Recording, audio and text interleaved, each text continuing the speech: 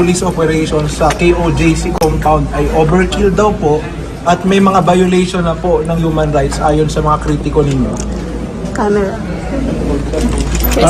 Specify. Yung daw pong pagde-deploy ng sobrang daming police at saka yung blockade, yung mga nadidisrupt na daw po yung normal. Meron mang human rights violation kung maraming police? Yun pong sabi nila. I don't think so.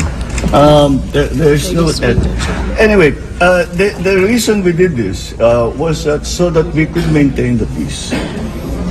The only way to maintain the peace is to make sure that the area is safe and is secure. And considering this is a 30-hectare compound, kailangan mo talaga ng maraming tao.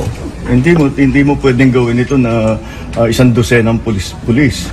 Para hindi na bale yung mga lumalaban o yung mga nagre-resist, nanghaharang, hindi na bale muna yun. Para lang yung pag-inspeksyon ng 30 hectares, kailangan mo na kagad ng maraming tao. So, Do you think he'd better surrender?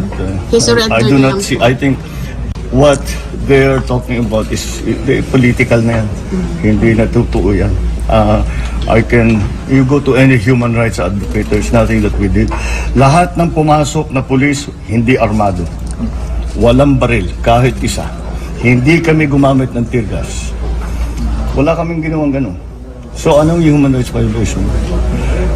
Marami lang. Kung kukonti yun, mas marami pang nasaktan. Mas maraming nasaktan na supporter ng Kingdom of Jesus Christ. Maraming nasaktan na pulis.